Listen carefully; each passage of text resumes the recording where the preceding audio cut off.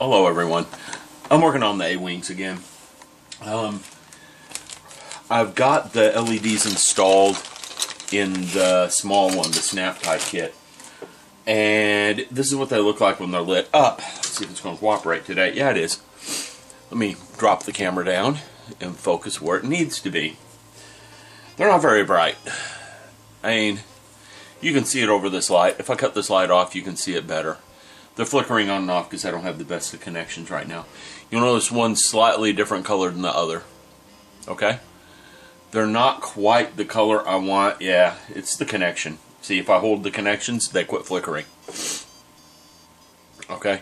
They're one's slightly off in color, and that might be because I got a little bit of epoxy in there. Now, those of you that were paying attention to these, you'll notice that I do not have any LEDs on them. I don't have any LEDs on them because I haven't come up with a voltage yet. Once I come up with the voltage I'm going to use, I'll put LEDs on them.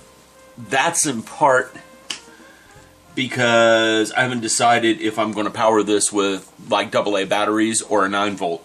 I'm leaning towards a 9-volt on this. And I don't need to put the resistors on them just yet. You know, once I get this put in the body of the ship, then I'll need resistors. But just not yet, so I'm not worried about that at the moment. Let's see. Yeah, and I'm planning on putting blinking lights in the cockpit of both of them, the small one and the large one. So that would give me an idea of, let's say, the voltage. Because if I put blinking lights, it's got to be over 5 or 6 volts. Because the chips, they require the higher voltage to operate. And if I don't put blinking lights, I can power this by 1.5, AA batteries. Yeah, I said 1.5. So, we're going to see. Now, I'm starting to ramble a little bit, and I didn't plan this out very well. So, let me do something real quick. I want to get a micrometer and my calculator, and I want to talk about scale. So, I'll be back in a second. I got the micrometer. Got my calculator right here. Okay, and I'm going to try to figure out the scale of Michael's A-wing, alright? Because supposedly the scale of this little snap type kit is... Yeah, I just snapped the wing together. I'll pull it apart. Supposedly the scale on this guy is 155, okay? And I'm going to measure this out in millimeters, and I'm going for the inside diameter of the ring, vector rings, on the back here, because that's going to be the easiest way to guess. And this says it is 17.72 millimeters. Now, I don't know if you guys can see that, but now you'll be able to. It says 17.72 millimeters. Okay? I'm going to take my calculator. I'm going to take 17.72. I'm going to multiply by 55 because it's supposed to be 155 model. Okay? That gives me 974.6 millimeters for the life-size one. Now, here's Michael's thrust rings. So I'm going to measure the inside diameter of that real quick. And it tells me it is 35.16. So I'm going to take this 974.6. I'm going to divide it by 35.06. Okay? And that tells me that it is a 1/28 scale model. So now I know the scale. Why do I care about the scale? Well, what is a model of a spaceship, space fighter from Star Wars, without a cockpit and a figure in the cockpit? I'm trying to estimate what size figure I can use. If I find a small 1/25 scale figure, once it's a little too small, it'll work. Okay? And the numbers say it's a 1/28 scale ship. So, I gotta get on eBay and go looking for some figures. Having said that, let's talk about some other stuff here. Okay? This is the engine can assembly for the snap-tied A-wing. I haven't put the engine in there yet. I'm debating whether I should put it in there or not and glue it. This one's not snapped together, so I'm going to pull it apart real quick, and I need to talk about a couple of things. Alright, Carpet Monster got hungry, and I have to deter him from eating my model part tonight. Okay, first off, you will notice on the inside of this part that there is some solid ribbing. The reason that solid ribbing is there is for strength of the tube. Okay? It makes it harder to crush. And this is a pretty stout, sturdy part. Okay, this is one of Michael's engine cams. You can notice I can flex it. And I have to cut this end cap off here, because this is where the light housing goes. This part. Okay? This is the equivalent of this for the model. Let me show you what these look like. I opened these up the other day to take a look. They were what I expected after having watched his build, but you guys haven't seen this. What we have here is a plastic lens. Let's zoom that in a little bit. I'm sure I'll make you guys dizzy zooming in and out all the time. We have a clear plastic lens and with a nice reflective end cap. And I did look at some of the studio scale photos, and that's what the studio scale model looks like in the engine cans. I'm going to keep that. That's what it's supposed to look like. Now, what I'm supposed to do with this is slip this in here. Then this goes inside the engine can like this. We're off. Okay, so let's do that over because I was off frame. We take this, it goes inside this part like this, which goes inside this part here. And I take my two halves of my engine cams and I put them together. They don't line up right, so I'm going to have to do some sanding on these guys to get them to line up right. Once I get that lined up, then these wings sit on here like this. Okay? It's going to be more like that. But anyhow, you guys get the idea. Yeah, way more like this. And then the thrust ring sits back here. Okay? So now we got an idea what the rear of this thing's going to look like. My task right now is to get these parts where they made up fairly well. As you can see, there's some seam line issues with them. And that's because that's just how the kit comes. Alright? They're pretty good, actually, if you think about it. If you go watch how Michael made this, I'll put the link to it at the bottom of the video. You will see that this is actually quite excellent. I'm going to get them sanded flush. I'm not worried about the gap here because that gets cut out for the engine rings. I'm also going to cut some cross-section pieces to go across here to stiffen them. Okay? And that's going to be the fun part, matching that contour. I'll probably cut it too big and then just slowly sand and fit it down until it fits in there just right. Once I get one, I can duplicate it. So that's my objective for the next little bit with the big one. I need to get the engine cans to look like this.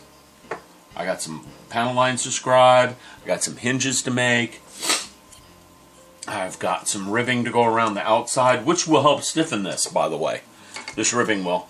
I was at my hobby shop and I bought a whole bunch of angle iron styrene strips. And the studio scale model, these look like they were angle iron. So I'm going to do that with that. And I have to fabricate how these rings and these fins attach to the engines. So this ought to be fun to do. And I just realized this. This has the same cross section that this does at the front. They're not round. Okay? And at the back they are round. I was wondering about that. What Michael was doing with these. Now I know for a fact. So I'm going to quit rambling here and I'm going to get going on this. I'm going to go ahead and put the engines in here and glue these shut. Because they make good units like this. Alright? So I'm going to quit rambling. I'm going to get to work. I'm going to get these put together. And then I'm going to handle these as two separate units while I build these up to match. So I will be back later. One other thing. I bet some of you noticed I did this too. I didn't use any shrink wrap. Okay? Usually, when people are building these things and doing the wiring, you put shrink wrap around the leads down here to keep them from shorting out together. Okay? I didn't do it, and here's why. If you take a look at that, you will see that there's a pin in the center of the leads. That will keep them from coming together and shorting out. Alright? Call it laziness on my part. I've done this before. Nothing's liable to happen unless I get overly aggressive with these things. And then I'll probably regret doing that because I'll be sitting here with a little pick trying to keep them apart and shoving some glue or something down there to coat them. But yeah, that's me. You know, a little bit of epoxy in here anyhow would coat them and keep that from happening. So, just wanted to let you guys see what I'm doing real quick because I forgot to mention that one. And I bet some of you are worried about that. But no, it'll work. I'll be back in a bit. Just want to let you guys see what the engine cans look like when they're lit up. Let's drop some light down. I think it's going to look okay. It's got a good glow to it. It's not as bright as I would like. But in order to make that brighter, I would have to use a different LED than what I have on stock. The camera makes it look brighter than it really is. I can look in there, no issues. Okay? But it's going to look decent when it's lit up. And that's the important part. Okay, now to get on to Michael's. The only thing I've done on it since the last time we've been seen is I matched up the engine cans with each other. I found the ones that fit the best together. So now it's time to get a sheet of sandpaper and sand them like this so I can get them all evened up around the outsides and get them all squared up. Once that's done, I start cutting out the ribs across the center, like I said. And I can cut out these ends. I'm going to have to cut some notches in here for some wires to run through too. I also have to track down some resistors. Here's why. I'm probably going to do this one 9 volt as well. I have to look at my power supplies in there. I might get something weird like 7 volt. But the LEDs I'm planning on using the engine cans, these weird little square things I showed you earlier in the video, they're half watt. Resistors I have are 1/4 watt, which, yeah, you can already see what the problem is. I probably need to use some beefier resistors in here because we're going to be drawing more current through the wires than for these little ones like this guy here. So let me get at it. I think the first thing I might actually do is score the panel lines on these, because that'll be easy and it'll give me some confidence on this build. Second thing I got to do is build some ribs for these and get these squared away. I don't think this will take that long. I think I'll get flying on it once I get started. Problem is, it is almost 10 o'clock on a Friday night, and I'm supposed to meet some friends. You know, we're going to go get a pint or two, which is the way it is. So this, yeah, I'm just going to measure out some panel lines and probably call it a night. I'm going to lay them down with some pencil so I can get scoring. The happy thought about the panel lines is after my last foray into panel lines, I got a lot of suggestions from you guys on YouTube. One was to get a Tamiya panel line scriber. I now have one. I got my standard dental picks, and I also picked up this. Ooh, boy, I'm just dropping everything tonight. I also picked up this thing at my hobby shop. Okay, this is not Tamiya. This is some aftermarket company. I already like the Tamiya better than that one. So it looks like I'm going to be using the Tamiya panel line scriber. We're going to give her a try and see how she works. I'll probably try it on some scrap styrene real quick to make sure that I'm not tearing anything apart. So let me get laying down panel lines. That's where the micrometer comes in. Because again, we know what the difference in the scale is. Now, this is 1/55. This is 1/28. So I can actually measure that distance, multiply by a ratio, and that's the distance it is on this. See, I'm thinking. Okay? You know, I took all those math classes in college for some reason. But anyhow, that will get me going. I don't have many panel lines to scribe, fortunately, on this. Yeah, this one corresponds to that. There's 3 panel lines per side on this, and there's 2 panel lines per side on this. They're flat, and now's the time to do it, because this is going to be nothing but a straight line. So let me get them laid out, and I'll show you how to scribe when I come back.